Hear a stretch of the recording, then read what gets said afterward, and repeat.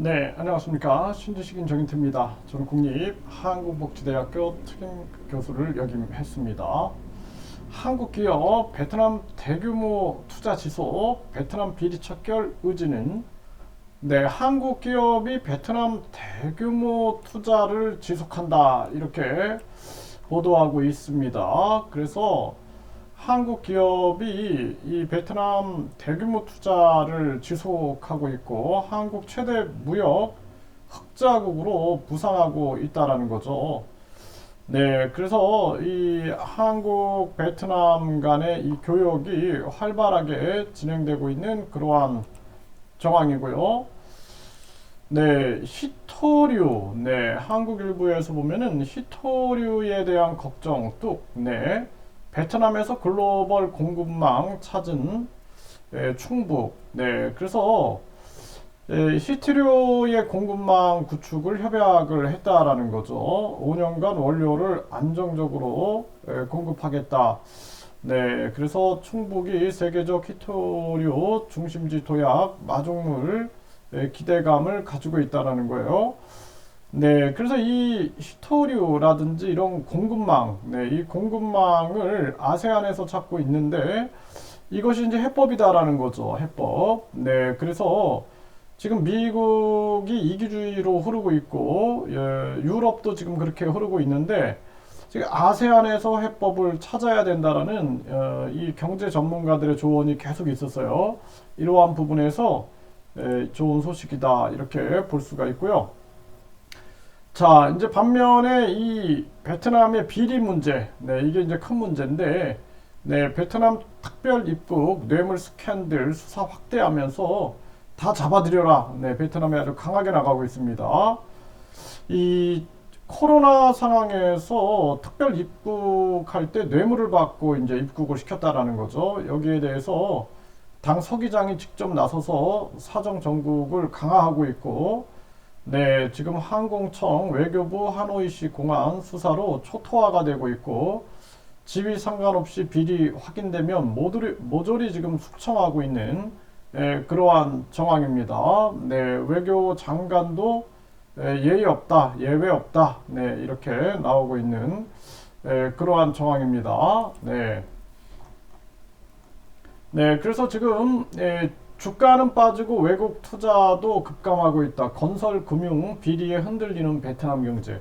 그래서 이 베트남이 건설과 금융 유착 비리, 뭐 이런 게 이 비리가 이 굉장히 많은 나라인 것은 또 사실입니다. 그래서 베트남에서 되는 것도 없고 안 되는 것도 없다. 이런 얘기를 하는데 가능성은 참 많은 국가임에도 불구하고 이런 비리나 뒷돈 문화가 그냥 일상화되어 있다 이렇게 보면 되죠. 이런 게 계속 터지고 있는 거죠 지금. 그래서 베트남 특별 입국 비리 파장 확대, 외교 장관에 대한 징계론이 대두되고 있는 이러한 상황이다 이렇게 나오고 있고요. 그러면서 이 하노이 인민 부위원장이 체포됐다라는 소식, 그리고 새해부터 2023년 새해부터 베트남 고위직이 이단 퇴출되고 있다라는 것입니다. 그래서 부총리 2명 자격 상실하고 당 서기장은 내분 아닌 부패 척결이다 이러면서 지금 부총리 4명 중에 2명이 핵심 요직에서 퇴출이 됐다라는 것입니다. 좀 강하게 지금 나가고 있는 상황이에요. 이 서기장이 강하게 나가면서 또 부총리 겸 외교부 장관, 이 중앙위원 자격을 박탈하고 정치국 회원 자격도 상실했다라는 것입니다. 그리고 뿐만 아니라 공산당 중앙위원회 위원 전 동나이 성인민위원장을 당에서 추방하기도 했다라는 것입니다. 이제 뭐 이것이 이 부정부패와 치열하게 싸우는 그러한 모습인가, 아니면은 또 정치적인 그러한 부분들이 있는 것인가라는 여러 가지 설이 있습니다.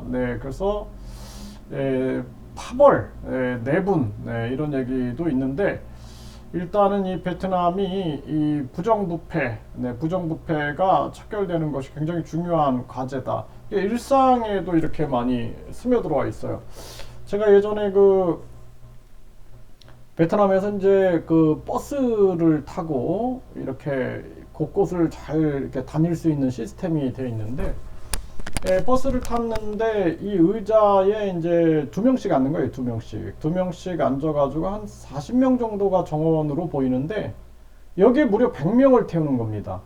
그래서 이 의자에 두 명이 앉는데 거기 한 사람을 더 끼워 앉고 복도에다가 간이 의자를 놓고 거기에다가 다 앉히고 그 다음에 또 세우고 해서 40명 정도 탈 차에 100명이 타니까 얼마나 위험해. 이게 사고 나면 다 죽는 거거든요, 진짜로. 그래가지고 뭐 말을 못 하겠는 거예요. 뭐 제가 외국인으로서 무슨 얘기를 하겠습니까? 그 본국 사람들도 아무 말도 못 하고 있는데. 그런데 경찰이 세우는 거예요. 그래서 아 이게 살았다 이제 이게 숨도 못 쉬고 있는데 이제 살았다 했더니 기사가 이렇게 내리더니 뭔가 이렇게 주워주는 것 같기도 하더니 그러더니 경찰이 아무 말도 없이 그냥 사라져버리고 그냥 또 운행을 하는 겁니다. 그러니까 이런 식으로 일상생활 속에서도 부정부패가 많은 거죠.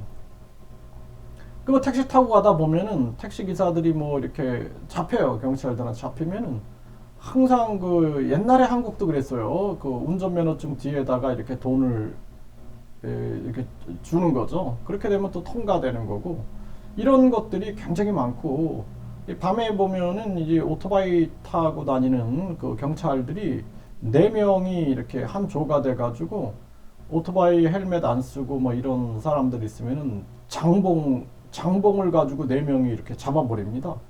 그 뭐 공포 속에서 뭐 어떡합니까? 그러면서 이렇게 돈이 이렇게 오가고 이러한 모습들이 일상 속에서 보여지거든요.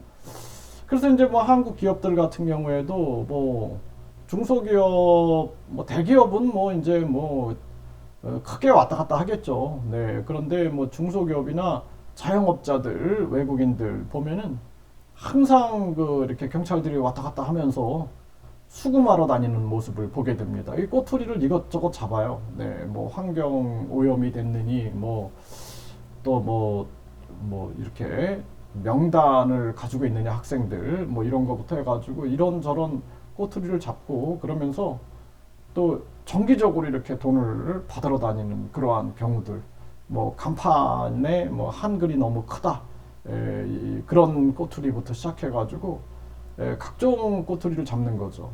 그래서 그런 부분들이 이제 일상화되어 있는 모습이에요. 그래서 이러한 부분들이 퇴출돼야 된다. 이게 어떤 사람들은 뭐 그냥 그거를 그냥 하나의 그냥 문화다 이렇게 받아들이는 경우도 있어요. 더 빨리 갈 수 있는 거다.